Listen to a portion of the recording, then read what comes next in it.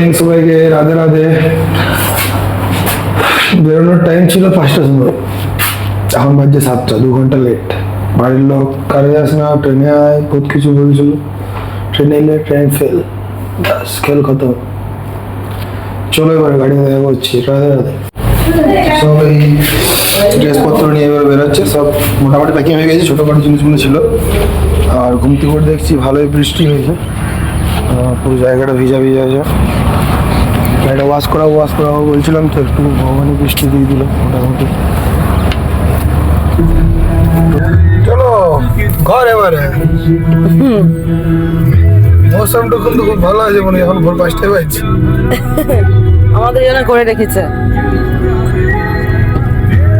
চলো যাওয়া যাক। তো চলো আমরা চললাম মন্দিরে নাকি। বসে আছি। মন্দির 8টার সময় খুলবে, এখন বাজছে 7টা নাকি। 10-15 বাজবে। রাধে রাধে। রাধে রাধে। কেমন আছি?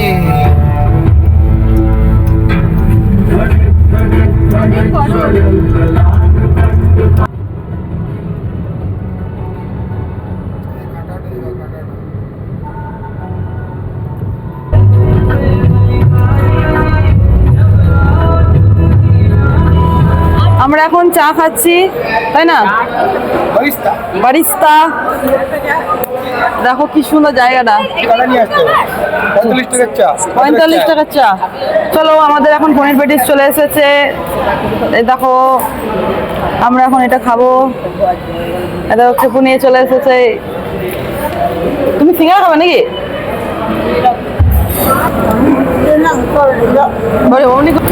কেমন টেস্ট? মোটামুটি সসটা ভালো না। সসটা ভালো না? মোড়ে এই দেখো জায়গাটা বেশ দারুণ, রেস্ট রুম। তো চলো যাওয়া যাক এখন বাইরে। Rest room. চলো এখন গাড়ির কাছে যাব, 1-2 ফটো ভিডিও তুলবো। এক্সপ্রেসওয়ে এখানে 50 টাকা জল পাওয়া গেল, নর্মাল বেশ কি কোম্পানি। এখন আমরা কি বলে যাওয়ার সময় গিয়েছিলাম অন্য রোডে, এখন আসবার সময় আমরা চলে এসেছি পূর্বাঞ্চল এক্সপ্রেসওয়েতে। কারণ অনেক ফাস্ট হলো রোডটা। মোটামুটি এখন কটা বাজছে? এখন বাজে 12:39। আর 12:39 আমরা 7টার সময় বেরিয়েছিলাম, তো পুরো আগ্রা লখনউ এক্সপ্রেসওয়েটা ধরে চলে এলাম। তো আমরা মোটামুটি 500 কিলোমিটার পেরিয়ে গিয়েছি, মোটামুটি 450 মতন হবে পেরিয়ে গিয়েছি। এখন পূর্বাঞ্চল এক্সপ্রেসওয়ে ধরছি, আরও আমরা ফাস্ট হয়ে যাবো রোডে। তো এর মধ্যে তো মাঝের রাস্তাতে পড়ছে অযোধ্যা রাম মন্দির। তো হঠাৎ কি বলে দেখছি যে যখন পাশ হয়ে যাচ্ছি তখন রাম মন্দিরও ঘোরা যাক। তো হঠাৎ প্ল্যান রাম মন্দির যাবো। চলো চলো পূর্বাঞ্চল। সবগুলো জায়গাতে লেখাই লাগে শ্রীরাম জন্মভূমি।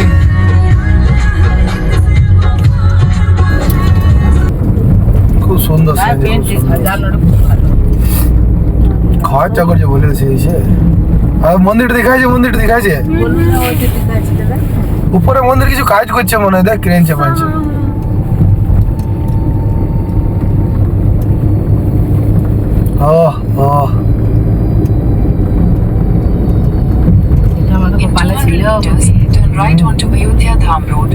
চলে এসেছি অযোধ্যা। এই আমাদের গাড়ি, এটা হচ্ছে অযোধ্যা স্টেশন। আর এই যে দূরে তুমি টাওয়ারটা দেখতে পাচ্ছ, এই জায়গাটা, আর যে 2টো ফোনের টাওয়ার রয়েছে ওই জায়গাটাতে মন্দিরটা হচ্ছে আনন্দ রেস্টুরেন্ট। এখানে ডরমেটরি রুম এখন অ্যাভেলেবেল আছে, কিছুদিন পর সব কিছু অ্যাভেলেবেল হয়ে যাবে। এটা আমার দিদির দাদা কাজ করে, মানে দিদি যার দোকানে কাজ করে রানীগঞ্জে 4 মিনিট, ও দাদারই হোটেল। দাদা তোমার হোটেলটা, এই স্টেশনটা কি নাম? অযোধ্যা ধাম স্টেশন। স্টেশনের সামনে হোটেল। এখন ডরমেটরি অ্যাভেলেবেল আছে না, কিছুদিন পর তো রুমও হয়ে যাবে মনে হয়, উপরে তৈরি হচ্ছে। ঠিক আছে, এখন আমরা রেস্টুরেন্টে খেয়ে নেবো। আমি দিয়ে দিয়েছি তরকারিগুলো।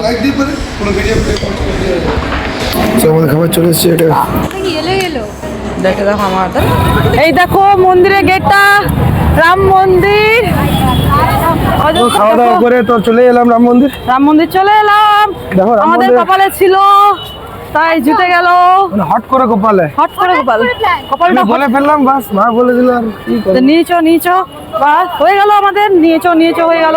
চলো জুতোগুলো খুলতে হবে তো হুইল চেয়ার দেখো হুইল চেয়ারের মানে ব্যবস্থা যেতে করে পারবে না। রেখেছে। কোথায় নিয়ে যাবে? বাহ, দারুণ সুবিধা। ব্যবস্থা আছে কিন্তু পুরো অযোধ্যাটা তো একদম মানে সবকিছু ব্যবস্থায় দেখে যা মনে হচ্ছে, রোড ফোড সব এভরিথিং। এই বুড়িটা আমাকে পিছন করে চলে এসছে, আমাকে ফলো করতে করতে চলে আসছে। আমি কিছু দেবো নাই, যাও যা কিছু দেবো না। দেখো গো পিছন করতে চলে এলো ঘর দিয়ে পর্যন্ত, মন্দির পর্যন্ত। কি লোক লোবো নাই বলছি খান খাই। भैया राजकुमार जैसा তো ফার্স্টে এরকম করে এখানে ফেরত হবে, এটাতে ব্যাগ চেক হয়, সবাই ব্যাগটা ঢুকে এখানে যেতে হবে।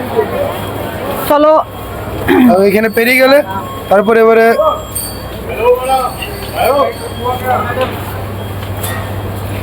ম্যাডাম ব্যাগ চেক করতে ভুলে গেছিল, ব্যাগ চেক হবে। ব্যাগ এখন মন্দিরের এই বার পর্যন্ত ও। তুমি ফোন টোন সবকিছু নিয়ে আসতে পারো, হ্যাঁ। ভিতর ঢুকবার জন্য মন্দিরটা তারপর দেখো। লকার আছে।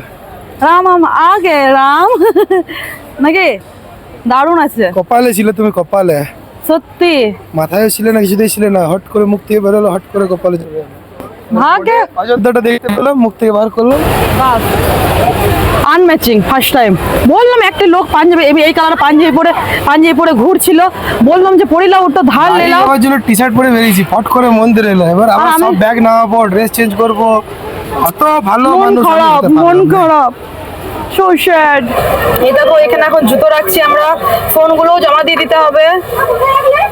এইখানে শুধু গেটটাই নিতে হবে, যে গেটের সামনেটা নিয়ে নিলাম মন্দিরটার।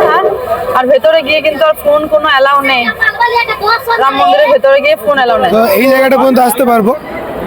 এই জায়গাটা দেখো কত সুন্দর ডিজাইন করে বানানো হয়েছে। অত সুন্দর, দাঁড়াও বান্দর আছে দেখো ভেতরে। দাঁড়াও, একটু লম্বা করে- ভিতরে এই জায়গাটা পর্যন্ত ফোন নিয়ে আসতে পারবে।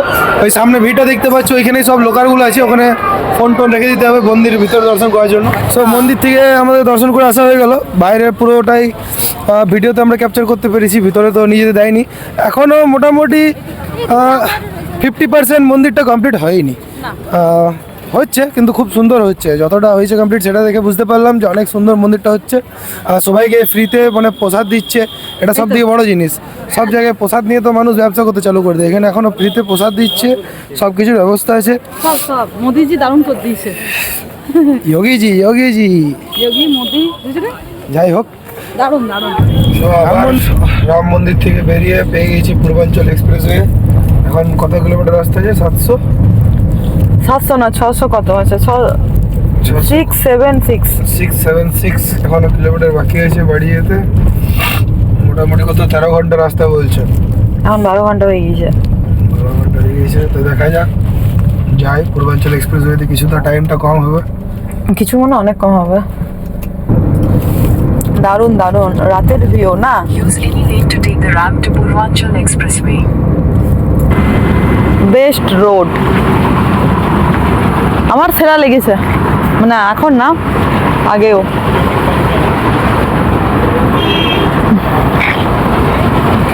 বাবা রে কি চলছে এটা, কারের যত্ন। আমাদের চা চলে এসেছে, হাইওয়ে দেখো আর চা খাও, মজা নাও, চায়ের এনজয়। আমাদের চা খাওয়া কমপ্লিট হয়ে গেছে, এবার আমরা চললাম আবার, তাই না? ইয়েস, এখনো 186 কিলোমিটার আছে এক্সপ্রেসওয়ে। পুরো টানো পুরো, চলো। সবথেকে আজীব আমরা এখন তেল নিতে দাঁড়িয়ে গেছি, এই দেখো, কারণ এখনো এক্সপ্রেসওয়ে আছে, কখন তেল শেষ হয়ে যাবে কোনো বলা দেয় নাকি। আর এখানে আমার মাতাজির হালকা জ্বর চলে এসছে, মাতে ঘুমিয়ে দিয়েছে মাতে। বাবারে দেখাই যাবে না বসে যে নিয়েছে। তো চলো তেলটা ভরা যাক, তারপর আবার তোমাদেরকে দেখাবো এক্সপ্রেসওয়ে। আমরা তো অনেক এনজয় করছি এক্সপ্রেসওয়েটা, অনেক, মানে অনেক। পুরো তোমরাও একটু এনজয় করে নাও, চলো।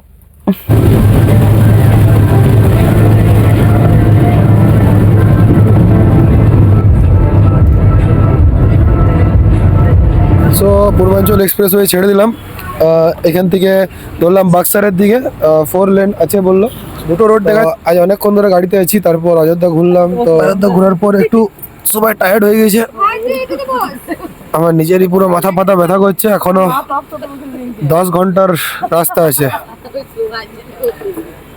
তো দেখি 10 ঘন্টার রাস্তাতে কি হচ্ছে। এখন কিছু হওয়ার তো নেই, যদি বেশি অসুবিধা লাগে তো পেট্রোল পাম্পে গাড়ি লাগিয়ে ঘুমাবো।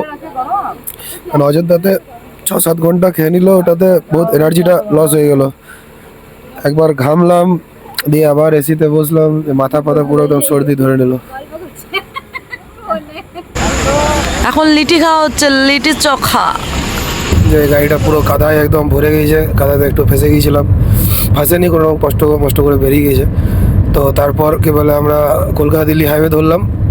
ওইখানে একটা পেট্রোল পাম্পে দাঁড়িয়ে একটু রেস্ট করলাম, কারণ আমার পুরো জ্বর চলে এসছে, শরীর একদম ঠিক লাগছে না। আমি মোটামুটি 2-1.5 ঘন্টা মতন ঘুমালাম। এবার আমরা আবার বেরিয়ে গেছি এখান থেকে, বাড়ি আছে 300 কিলোমিটার। টাইম কত এখন? 3:07 বাজছে, 6 ঘন্টা দেখাচ্ছে, মানে 6টা 9টা 10টা। দেখি আরও যদি রেস্ট করতে হয় 10টা-11টা বেজে যাবে বাড়ি পৌঁছাতে। ঠিক আছে, চলো দেখা যাক, দেখি শরীর কতটা সাথ দেয়। জ্বর ভালোই চলে এসছে, চলো। মোটামুটি কত কিলোমিটার বাকি আছে? 20 আর বাকি আছে। 4 ঘন্টা কথা আছে। 4 ঘন্টা কত, মানে 200 কিছু হবে। বৃষ্টি চালু করে দিয়েছে, 233 ছিল। ঝাড়খণ্ড ঢুকে গেছি আমরা।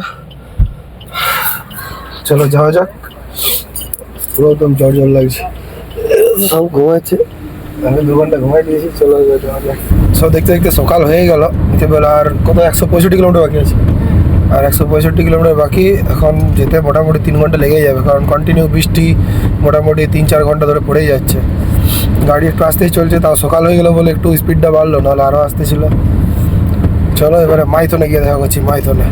এই দেখো আমরা মাইথন চলে এসেছি, এখন মাইথন পেরিয়ে চলে যাব, আমরা চলে যাব আমাদের হরিপুর ছোড়া। তো চলো যাওয়া যাক। এই দেখো এখন রানীগঞ্জ, দুর্গাপুর, আসানসোল সব বোর্ড পেরিয়ে গেছি। ফাইনালি আমরা বাড়ি চলে এসেছি। এই দেখো এটা হচ্ছে আমাদের হনুমান মন্দির। চলো যাওয়া যাক। ভিডিওটা কেমন লাগলো জানিও। দেখা হচ্ছে পরের ব্লগে। এখনকার মতন টাটা, রাধে রাধে, ভালো থেকো।